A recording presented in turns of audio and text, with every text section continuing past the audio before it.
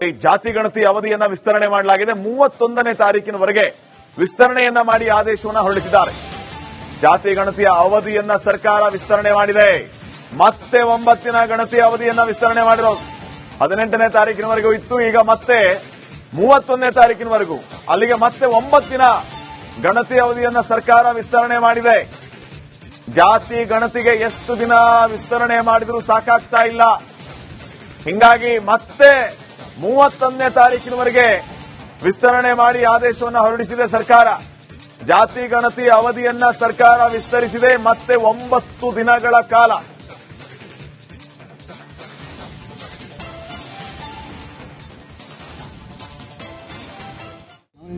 ಇಪ್ಪತ್ತೇಳು ಜಿಲ್ಲೆನಲ್ಲಿ 90%ಗಿಂತಲೂ ಜಾಸ್ತಿ ಆಗೋಗಿದೆ. 3 ಜಿಲ್ಲೆನಲ್ಲಿ ಮಾತ್ರ, ಒಂದು ರಾಮನಗರ 88 ಇದೆ, ಬೀದರ್ 89, ಅಂದ್ರೆ ಅರ್ಬನ್ನಲ್ಲಿ 50% ಆಗಿದೆ, 50% ಆಗಿದೆ. ಕಾರಣ ಏನಂದ್ರೆ ಇಲ್ಲಿ ಲೇಟಾಗಿ ಸ್ಟಾರ್ಟ್ ಆಯಿತು. ಅದಕ್ಕೆ ನಾಳೆ ರಜಾ 20, 21, 22 ಬಿಟ್ಟು 23ರಿಂದ ಮತ್ತೆ 31ನೇ ತಾರೀಕುವರೆಗೂ, 23ರಿಂದ 31ರವರೆಗೂ ಬೆಂಗಳೂರು ನಗರದಲ್ಲಿ ಮಾಡಿ ಅಂತ ಮುಖ್ಯಮಂತ್ರಿಗಳು ಆದೇಶ ಕೊಟ್ಟಿದ್ದಾರೆ. 23ರಿಂದ 31 ಬೆಂಗಳೂರು ನಗರ. ಈ ಬಗ್ಗೆ ಇನ್ನಷ್ಟು ಮಾಹಿತಿಯನ್ನ ನೀಡುತ್ತಾರೆ ಪ್ರತಿನಿಧಿ ಬಸವರಾಜ್. ಈಗ ನೇರ ಸಂಪರ್ಕದಲ್ಲಿ ಜಾಯ್ನ್ ಆಗಿದ್ದಾರೆ. ಬಸವರಾಜ್, ಬಹಳ ಮುಖ್ಯವಾದಂತಹ ವಿಚಾರ ಏನಂತಂದ್ರೆ ಅವಧಿಯನ್ನ ವಿಸ್ತರಣೆ ಮಾಡಿದ್ದಾರೆ. ಓಕೆ, ಈಗ ಜಾತಿ ಗಣತಿ ಮಾಡುವಂತ ಶಿಕ್ಷಕರಿಗೆ ದೀಪಾವಳಿ ಹಬ್ಬಕ್ಕೆ ರಜೆ ಬೇಕಾಗಿತ್ತು. ದೀಪಾವಳಿಯಲ್ಲೂ ಸಮೀಕ್ಷೆ ಮಾಡಿ ಅಂತ ಹೇಳಿದ್ದು ಅವರ ಅಸಮಾಧಾನಕ್ಕೆ ಕಾರಣ ಆಗಿತ್ತು. ಆದ್ರೆ ಗುಡ್ ನ್ಯೂಸ್ ಏನಂತಂದ್ರೆ ತಾತ್ಕಾಲಿಕವಾಗಿ ಜಾತಿ ಗಣತಿಗೆ ಬ್ರೇಕ್ ಬಿದ್ದಿದೆ 23ನೇ ತಾರೀಕಿನವರೆಗೆ. ಆ ಗ್ಯಾಪ್ ಅಲ್ಲಿ ಇವರೆಲ್ಲ ಹಬ್ಬ ಮಾಡಬಹುದು. ಸೊ ಆದೇಶ ಏನ್ ಹೇಳ್ತಾ ಇದೆ, ಇದು ಮುಖ್ಯವಾದ ವಿಚಾರ, ಅಪ್ಡೇಟ್ಸ್ ಕೊಡಿ.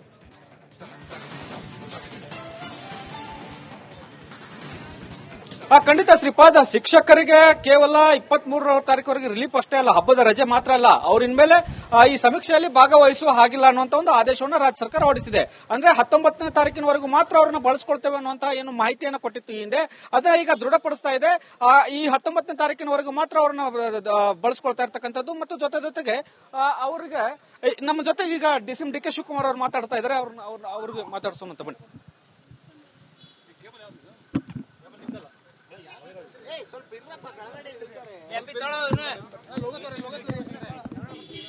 ಶ್ರೀಪಾದ್, ಇನ್ನು ಡಿಸಿಎಂ ಅವರು ಬರಬೇಕು. ಆದ್ರೆ 19ನೇ ತಾರೀಕಿನ ಬಳಿಕ ಈಗ ಶಿಕ್ಷಕರನ್ನ ಕೈ ಬಿಟ್ಟು ಜೊತೆಗೆ ಇನ್ನಿತರ ಸರ್ಕಾರಿ ಸಿಬ್ಬಂದಿಗಳನ್ನ ಮಾತ್ರ ಬಳಸಿಕೊಳ್ಳಕ್ಕೆ ಈಗ ರಾಜ್ಯ ಸರ್ಕಾರ ಮುಂದಾಗಿರ್ತಕ್ಕಂಥದ್ದು.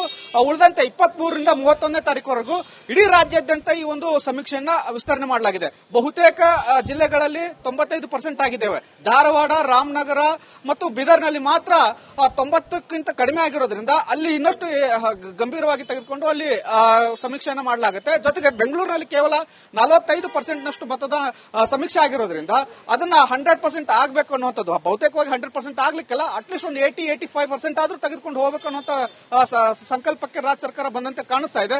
ಹಾಗಾಗಿ ಈ ಒಂದು ಸಮೀಕ್ಷೆಯನ್ನ 23ರ ನಂತರ 31ರವರೆಗೂ ಮುಂದೂಡಿರ್ತಕ್ಕಂಥದ್ದು. 3 ದಿನಗಳ ಕಾಲ ದೀಪಾವಳಿ ಹಬ್ಬದ ರಜೆಯನ್ನ ಕೊಡಲಾಗಿದೆ. Shripad. Okay, thank you Basavaraj. ಜಾತಿ ಗಣತಿ ಅವಧಿಯನ್ನ ವಿಸ್ತರಣೆ ಮಾಡಲಾಗಿದೆ. 31ನೇ ತಾರೀಕಿನವರೆಗೆ ವಿಸ್ತರಣೆಯನ್ನ ಮಾಡಿ ಆದೇಶವನ್ನು ಹೊರಡಿಸಿದ್ದಾರೆ. ಜಾತಿ ಗಣತಿಯ ಅವಧಿಯನ್ನ ಸರ್ಕಾರ ವಿಸ್ತರಣೆ ಮಾಡಿದೆ. ಮತ್ತೆ 9 ಗಣತಿ ಅವಧಿಯನ್ನ ವಿಸ್ತರಣೆ ಮಾಡಿರೋದು. 18ನೇ ತಾರೀಕಿನವರೆಗೂ ಇತ್ತು, ಈಗ ಮತ್ತೆ 31ನೇ ತಾರೀಕಿನವರೆಗೂ, ಅಲ್ಲಿಗೆ ಮತ್ತೆ 9 ಗಣತಿ ಅವಧಿಯನ್ನ ಸರ್ಕಾರ ವಿಸ್ತರಣೆ ಮಾಡಿದೆ. ಜಾತಿ ಗಣತಿಗೆ ಎಷ್ಟು ದಿನ ವಿಸ್ತರಣೆ ಮಾಡಿದರೂ ಸಾಕಾಗ್ತಾ ಇಲ್ಲ. ಹಿಂಗಾಗಿ ಮತ್ತೆ 31ನೇ ತಾರೀಕಿನವರೆಗೆ ವಿಸ್ತರಣೆ ಮಾಡಿ ಆದೇಶವನ್ನು ಹೊರಡಿಸಿದೆ ಸರ್ಕಾರ. ಜಾತಿ ಗಣತಿ ಅವಧಿಯನ್ನ ಸರ್ಕಾರ ವಿಸ್ತರಿಸಿದೆ ಮತ್ತೆ 9 ದಿನಗಳ ಕಾಲ.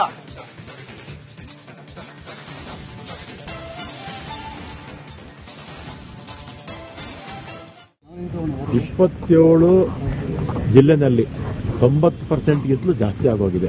3 ಜಿಲ್ಲೆನಲ್ಲಿ ಮಾತ್ರ, ಒಂದು ರಾಮನಗರ 88 ಇದೆ, ಬೀದರ್ 89, ಅಂದ್ರೆ ಅರ್ಬನ್ನಲ್ಲಿ 50% ಆಗಿದೆ, 50% ಆಗಿದೆ. ಕಾರಣ ಏನಂದ್ರೆ ಇಲ್ಲಿ ಲೇಟಾಗಿ ಸ್ಟಾರ್ಟ್ ಆಯಿತು. ಅದಕ್ಕೆ ನಾಳೆ ರಜಾ 20, 21, 22 ಬಿಟ್ಟು 23ರಿಂದ ಮತ್ತೆ 31ನೇ ತಾರೀಕುವರೆಗೂ 23ರಿಂದ 31ರವರೆಗೂ ಬೆಂಗಳೂರು ನಗರದಲ್ಲಿ ಮಾಡಿ ಅಂತ ಮುಖ್ಯಮಂತ್ರಿಗಳು ಆದೇಶ ಕೊಟ್ಟಿದ್ದಾರೆ. 23ರಿಂದ 31 ಬೆಂಗಳೂರು ನಗರ. ಈ ಬಗ್ಗೆ ಇನ್ನಷ್ಟು ಮಾಹಿತಿಯನ್ನ ನೀಡುತ್ತಾರೆ ಪ್ರತಿನಿಧಿ ಬಸವರಾಜ್. ಈಗ ನೇರ ಸಂಪರ್ಕದಲ್ಲಿ ಜಾಯ್ನ್ ಆಗಿದ್ದಾರೆ. ಬಸವರಾಜ್, ಬಹಳ ಮುಖ್ಯವಾದಂತಹ ವಿಚಾರ ಏನಂತಂದ್ರೆ ಅವಧಿಯನ್ನ ವಿಸ್ತರಣೆ ಮಾಡಿದ್ದಾರೆ. ಓಕೆ, ಈಗ ಜಾತಿ ಗಣತಿ ಮಾಡುವಂತ ಶಿಕ್ಷಕರಿಗೆ ದೀಪಾವಳಿ ಹಬ್ಬಕ್ಕೆ ರಜೆ ಬೇಕಾಗಿತ್ತು. ದೀಪಾವಳಿಯಲ್ಲೂ ಸಮೀಕ್ಷೆ ಮಾಡಿ ಅಂತ ಹೇಳಿದ್ದು ಅವರ ಅಸಮಾಧಾನಕ್ಕೆ ಕಾರಣ ಆಗಿತ್ತು. ಆದ್ರೆ ಗುಡ್ ನ್ಯೂಸ್ ಏನಂತಂದ್ರೆ ತಾತ್ಕಾಲಿಕವಾಗಿ ಜಾತಿ ಗಣತಿಗೆ ಬ್ರೇಕ್ ಬಿದ್ದಿದೆ 23ನೇ ತಾರೀಕಿನವರೆಗೆ. ಆ ಗ್ಯಾಪ್ ಅಲ್ಲಿ ಇವರೆಲ್ಲ ಹಬ್ಬ ಮಾಡಬಹುದು. ಸೊ ಆದೇಶ ಏನ್ ಹೇಳ್ತಾ ಇದೆ, ಇದು ಮುಖ್ಯವಾದ ವಿಚಾರ. ಅಪ್ಡೇಟ್ಸ್ ಕೊಡಿ.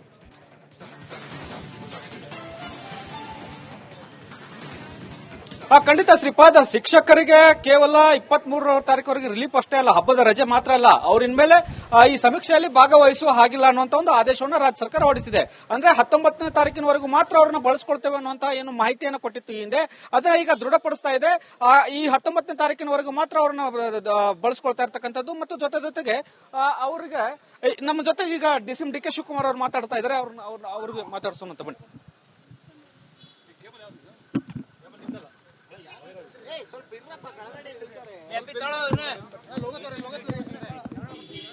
ಶ್ರೀಪಾದ್, ಇನ್ನು ಡಿಸಿಎಂ ಅವರು ಬರಬೇಕು. ಆದ್ರೆ 19ನೇ ತಾರೀಕಿನ ಬಳಿಕ ಈಗ ಶಿಕ್ಷಕರನ್ನ ಕೈ ಬಿಟ್ಟು ಜೊತೆಗೆ ಇನ್ನಿತರ ಸರ್ಕಾರಿ ಸಿಬ್ಬಂದಿಗಳನ್ನ ಮಾತ್ರ ಬಳಸಿಕೊಳ್ಳಕ್ಕೆ ಈಗ ರಾಜ್ಯ ಸರ್ಕಾರ ಮುಂದಾಗಿರ್ತಕ್ಕಂಥದ್ದು.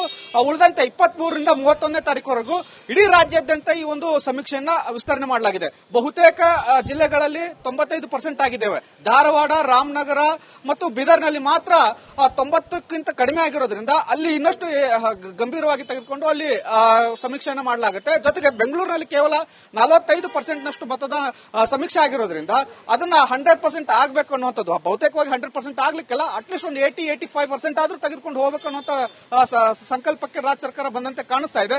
ಹಾಗಾಗಿ ಈ ಒಂದು ಸಮೀಕ್ಷೆಯನ್ನ 23ರ ನಂತರ 31ರವರೆಗೂ ಮುಂದೂಡಿರ್ತಕ್ಕಂಥದ್ದು. 3 ದಿನಗಳ ಕಾಲ ದೀಪಾವಳಿ ಹಬ್ಬದ ರಜೆಯನ್ನ ಕೊಡಲಾಗಿದೆ. ಶ್ರೀಪಾದ್.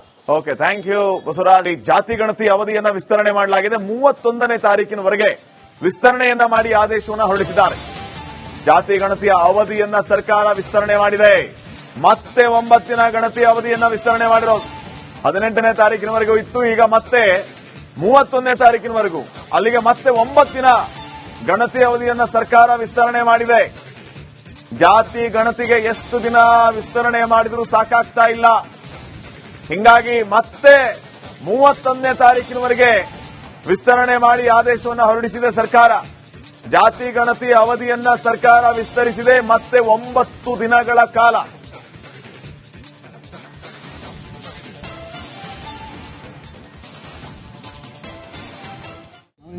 ಇಪ್ಪತ್ತೇಳು ಜಿಲ್ಲೆನಲ್ಲಿ 90%ಗಿಂತಲೂ ಜಾಸ್ತಿ ಆಗೋಗಿದೆ. 3 ಜಿಲ್ಲೆನಲ್ಲಿ ಮಾತ್ರ, ಒಂದು ರಾಮನಗರ 88 ಇದೆ, ಬೀದರ್ 89, ಅಂದ್ರೆ ಅರ್ಬನ್ನಲ್ಲಿ 50% ಆಗಿದೆ, 50% ಆಗಿದೆ. ಕಾರಣ ಏನಂದ್ರೆ ಇಲ್ಲಿ ಲೇಟಾಗಿ ಸ್ಟಾರ್ಟ್ ಆಯಿತು.